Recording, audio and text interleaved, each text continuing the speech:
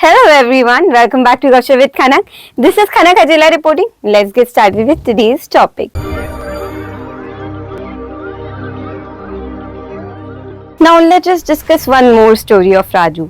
So one day Raju was trying to sell his car.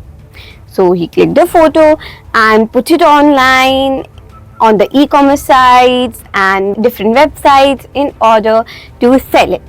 Now he received an acceptance message and the message says that they are interested to buy the car, and Raju said that my car is very good, it has a great color, you can run it on a great speed, and it has many good functions that you will like, and its interior is also luxurious, so the feel when you sit in car is very good.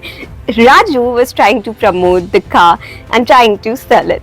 Raju said he won't negotiate the price much, and the person who was interested said it's alright and I don't want to lose the offer, so I would like to pay in advance in order to secure it. And Raju agreed. He was in fact happy.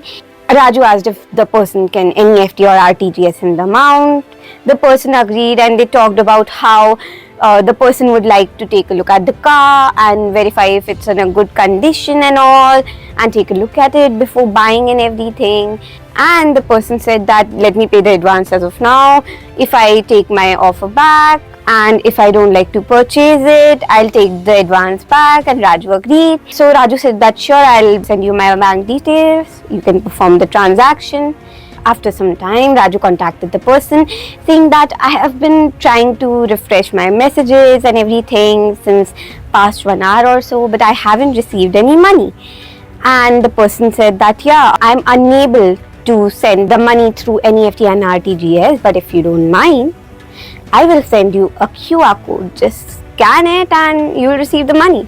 Raju surprisingly agreed to that, and Raju got the QR code, he scanned it, and after that it was asking for Raju's UPI pin, and he verified the whole situation with the person that you know what, it is asking me for your UPI pin.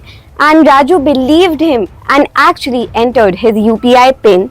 And how foolish of Raju, he scanned the QR code and entered the UPI pin to receive a payment. That never happens, and in fact more amount got debited from his bank account. Poor Raju. What have we learned from this? First of all, we should not use the QR code before we are educated about them and their use. Secondly, QR codes are only used for making a transaction, never ever to receive a transaction.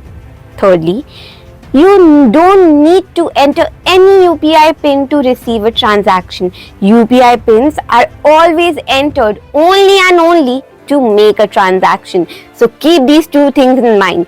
QR code and UPI are only used to make a transaction and never ever receive a transaction.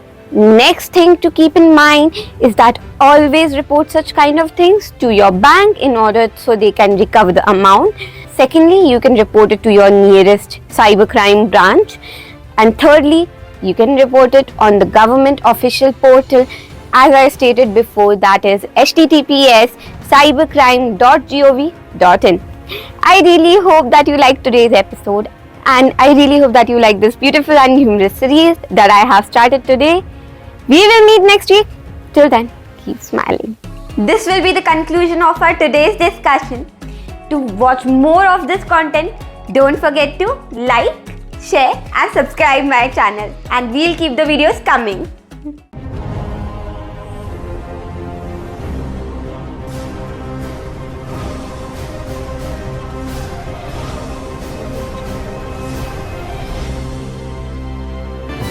A KH production.